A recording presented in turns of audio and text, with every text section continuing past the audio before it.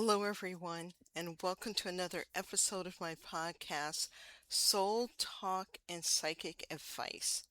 Today, we're talking about something that affects almost every area of life, yet many people don't realize how much it influences their life experience. We're talking about receiving. And overgivers and people pleasers are not the best receivers. People who want to be good people and not greedy are not the best receivers. And people want to believe that just because they're good, that things will be handed to them. But that's not necessarily true. So we're going to talk about receiving today. Most people focus on getting getting clients, getting money, getting opportunities, getting recognition, getting that promotion, getting love, getting support, getting healing. But what the issue is not getting. That is not the issue, but a lot of people work from that, right? Get that bag, get that money. We hear these comments. The real issue is receiving, and there's a difference between going after something and being able to receive, because there is a difference. Many people spend years trying to manifest, attract, visualize, affirm, and work harder to create what they want. Yet when opportunity arrives, they hesitate. All of a sudden they're triggered, right? They're scared. They're like, is it the right one? And it's like I tell people, this is what you've been waiting for, and here it is. When support appears, they pull away. When money increases, they become anxious. When love becomes available, they sabotage it, yes. When visibility grows, they want to hide.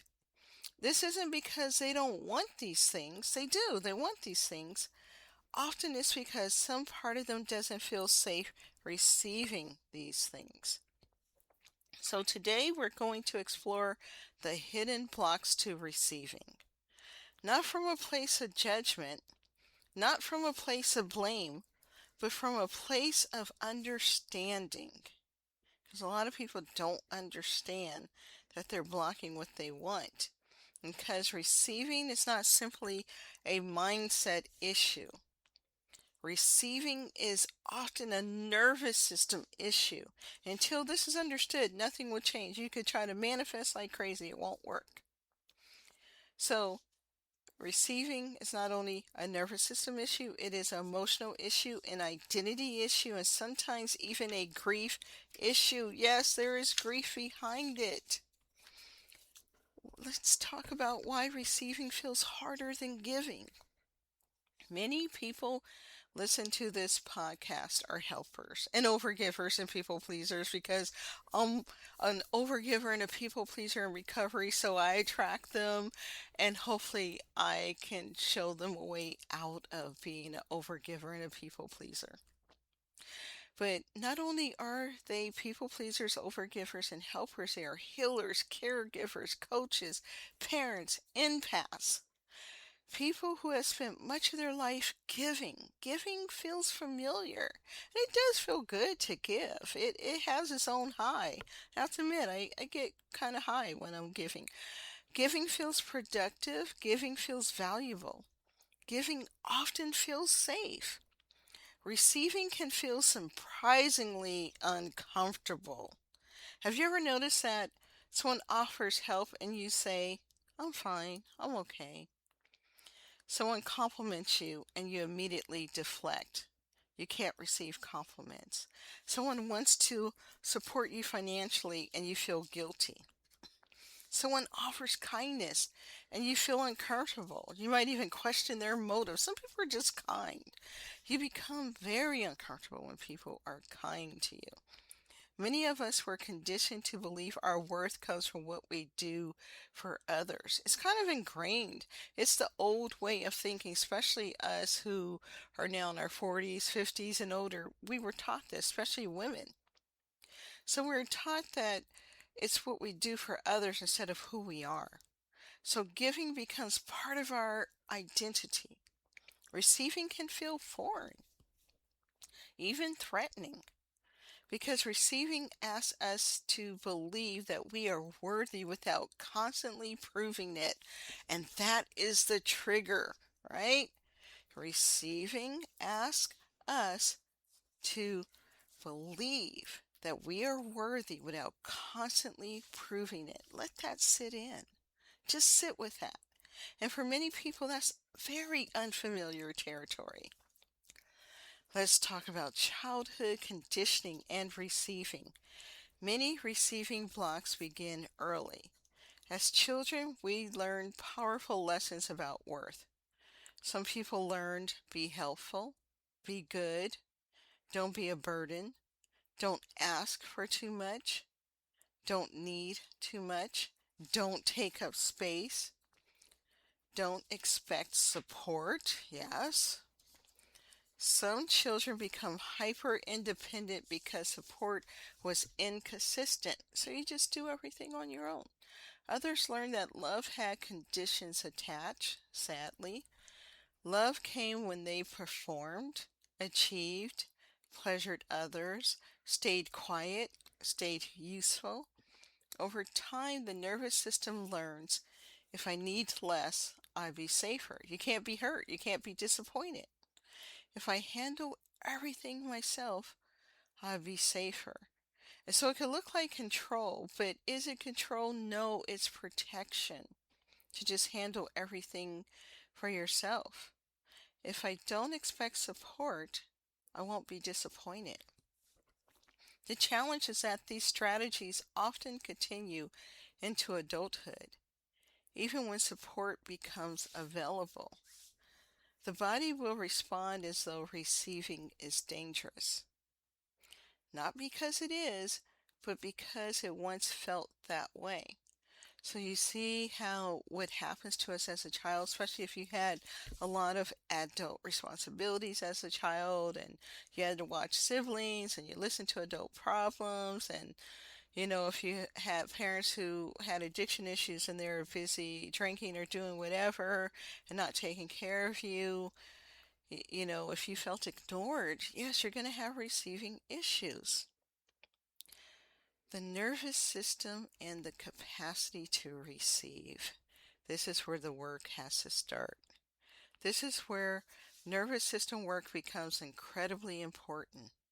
Many people think they have a money problem, or a visibility problem, a relationship problem, a manifestation problem, right? We're always looking at the external instead of the internal. And this is a time to go deep. What they actually have is a capacity problem. Imagine someone who has been earning a modest income for years. Suddenly they begin making significantly more. Or they win the lottery and it's a lot of money. Many assume they would immediately feel excited. Sometimes they do, but sometimes they feel anxious. It's triggering, it's overwhelming, and they're hypervigilant. The nervous system doesn't always interpret expansion as safety. Sometimes it interprets expansion as threat. More money means more responsibility. This is why a lot of people just give away their money or spend it foolishly because it's unsafe to have a lot of money. It's like I have more than what I need. What do I do with this?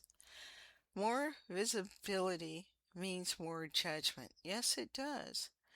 More clients mean more expectations. Yes. More love means more vulnerability. Absolutely. You got to be vulnerable to get the love.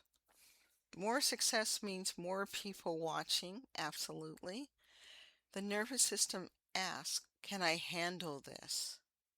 If the answer feels uncertain, receiving may become difficult. Not because you don't want it, but because your nervous system doesn't yet know how to hold it. And that's where the issue is for, like, when you hear the stories of someone who wins millions, right?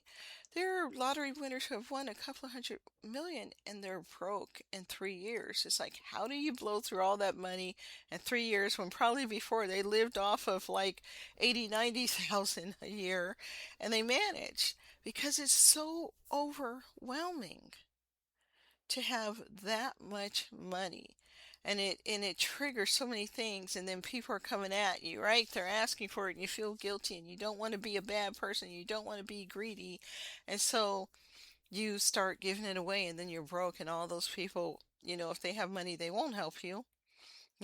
So then you're on your own, but that's when the work can start. So that's why the lottery becomes a curse to some people. But is it a curse or is it waking people up into more consciousness? That's probably the purpose of the lottery, is to bring us into consciousness when we win it. Let's talk about the hidden fear of judgment. One of the most common receiving blocks is fear of judgment.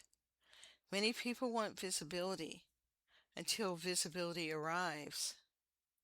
Many want success until others start paying attention. Many want abundance until family members have opinions, and they will. Many want recognition until they become noticeable. Receiving often makes us more visible. Invisibility can activate old wounds. The fear of criticism, the fear of rejection, the fear of being misunderstood, the fear of standing out, the fear of disappointing others. Yes, that these fears often remain hidden until opportunities begin arriving. That's when the triggers show up. And suddenly resistance appears. And a lot of people will say, oh, it's going to be different for me. It's going to be different for me. It's not going to be different for you if you haven't done the inner work. A lot of people are like, I can handle success because they're looking at the external stuff, the fun stuff. They're looking at how people have money and they're liked and what it looks like to be successful instead of what's going on inside of the person. We must always look at what's going on inside before we look at the external. So it's not because success is wrong, but because visibility can feel unsafe for a lot of people. A lot of people don't want to be seen. I have told the story before, I think. And I remember when I first became more visible online, it was more in the platform that I was working, and I got a stalker. And all of a sudden, I just didn't know how to handle it. And I wanted to hide. And a person told me, well, just deal with it, deal with it. And I said, it's not that simple. And then one day, eventually I confronted the person. I found out who they were and I said their name, and that freaked them out. But then this person got a stalker. And I said, why were you gone? And, I didn't see you online, you hid. She goes, well, I got a stalker. And I said, but you told me to face it, but you ran. You see, we have opinions for others and how others should handle things or how we think we're going to handle things until it happens to us. You really don't know until you're in that position how you're going to respond. And yes, I enjoy calling her out because it's like, now you know. Sorry it happened to you, but now you know how uncomfortable it is. And yes, these things will happen to you when you're online. There are some very unhappy, miserable, toxic people out there who will attack you from a keyboard, but you just smile and you keep it going. You find a way. You work through what's triggering you about it. If you feel the need to address it or file a police report, you do, but you keep going. But if you want success in today's world, you gotta deal with visibility. Visibility's always been an issue, but now with social media, and there's so many people marketing on social media, you have to do it too. You're going to be exposed to all kinds of people. I had a crazy one just about a week and a half ago, and they were just saying all sorts of stuff. And I looked this person up, and they were a psych nurse. And I told them, I said, I know your real identity. I know everything about you. And I said, I suggest you leave me alone. And they did disappear because they thought they were hiding. But no one's hiding. But don't be afraid to be visible. Do the inner work that scares you about being visible, because that's what it's going to take to be successful these days. You can't hide behind, you're in your room or something and expect success. It just doesn't work in today's age. So that was my tangent. Back to spiritual blocks to receiving. Many people in spiritual communities carry unconscious beliefs about receiving. Some believe Good people should sacrifice. We hear this all the time. If you have a lot of money, just give it all away. Why do you have a lot of money? We guilt people who have more. We call people greedy and bad if they want something for themselves. Spiritual people shouldn't care about money. Yes, you should, because in today's world, you can't live anywhere for free. You can't tell your landlord, well, I'm spiritual, and they let you stay for free. You can't do that at the grocery store with health insurance, with a car payment, or with nothing. You have to care about money. Helping should be free. I still see this stuff online. I started confronting it because this is insane. Stop asking people to work for free. Nobody can. Plus, spiritual people have to pay taxes. I pay taxes. So let's stop with that. I do grief work and people think it should be free. My training wasn't free. If I spend time doing grief work, how am I going to work a job that pays the bills? I can't be homeless. Okay, receiving is selfish. Yeah, a lot of people struggle with this and they don't realize how much they're hurting themselves. You can't have anything good happen if you don't know how to receive. Have you met people who just they get everything they want and you're like, how do they do that? And even some people who you may think aren't that great of a person get everything they want because they believe that they deserve to receive. It's in the core of who they are. Desire is ego. I hate the word ego because we all have an ego to some degree. Ego isn't all bad, toxic, or evil, or selfish, or greedy. We all have an ego. Wanting to be a good person is ego based, right? And then we're taught that wanting more is greed. Success means you become less spiritual? Isn't that crazy? And some people believe this stuff at the core. And they believe I can't be spiritual and be successful. And now we're really trying to help people understand that you can be. And when people make comments, just ignore them because they're still got stuff to work through and life will teach them otherwise later. These beliefs can quickly sabotage growth, though. That good people should sacrifice and helping should be free and receiving is selfish and success means you're less spiritual, all these things, right?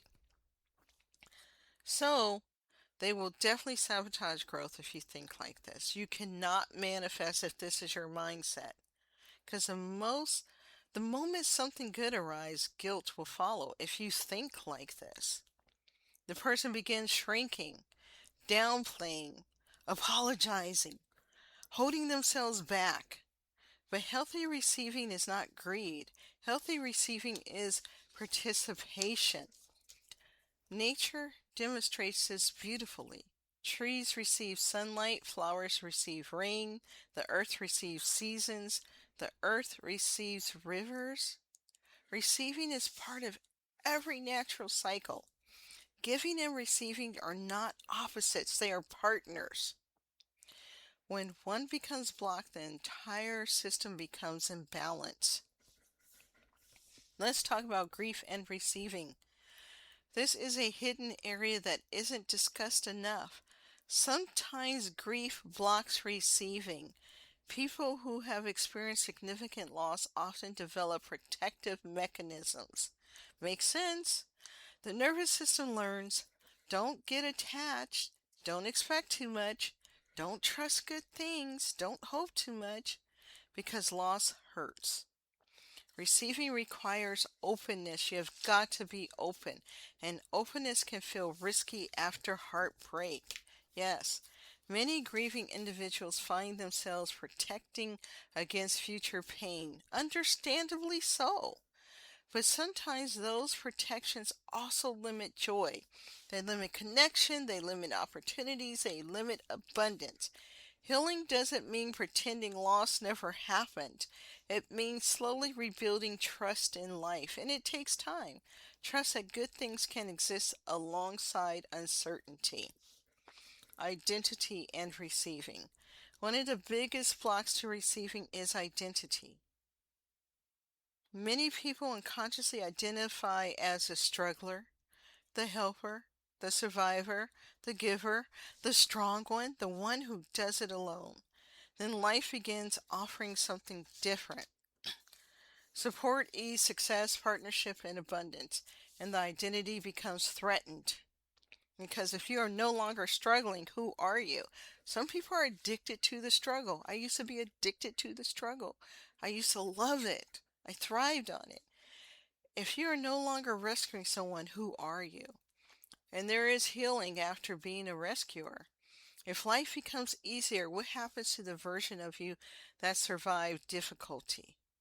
Growth often requires updating identity, and identity shifts can feel surprisingly uncomfortable. Expanding your capacity to receive. So, how do we begin receiving more? Not through force, not through pressure, not through capacity building, but start small. Receive a compliment without deflecting and just feel it in your body. Somebody complimented you. Receive help without apologizing. Say thank you, but don't apologize. Receive kindness without immediately trying to repay it. You know, that's something that, givers and people pleasers do. Receive rest without earning it first. Receive support without guilt. Notice what happens in your body. Notice the discomfort. Notice the urge to minimize. Notice the urge to give something back immediately. These moments reveal where healing is still needed. Receiving becomes easier as the nervous system learns, I can hold this. I can stay grounded. I can remain myself. I do not need to shrink. Let's close this out. As we close today, I want to leave you with a question. What if the life you desire isn't being blocked by lack of effort? What if being limited by your capacity to receive? What if it is being limited by your capacity to receive? Not because you're broken, not because you're failing, but because some parts of you are still learning that receiving is safe. Receiving love, receiving support, receiving money, receiving opportunities, receiving visibility, receiving healing, receiving joy. These are not merely external experiences, they are internal capacities. And like any capacity, they can grow slowly, gently, one moment at a time. The goal is not to force yourself into expansion. The goal is to create enough safety that expansion becomes possible. Because abundance is not only about what comes into your life, it is about what your nervous system is willing and able to hold. Thank you for joining me today. And remember, you do not have to earn your right to receive. You are already worthy of support, love, rest, connection, and abundance. The journey is simply learning how to welcome receiving when it arrives. That's really what it's about. So, this concludes this episode. I want to thank you for listening. Have a great day, and I will see you in the next episode. And just remember this affirmation: it is safe for me to receive. And say it over and over and over every day. Say it in your head, say it out loud, say it while tapping on the meridians, that we use in EFT. But remember, it is safe for you to receive.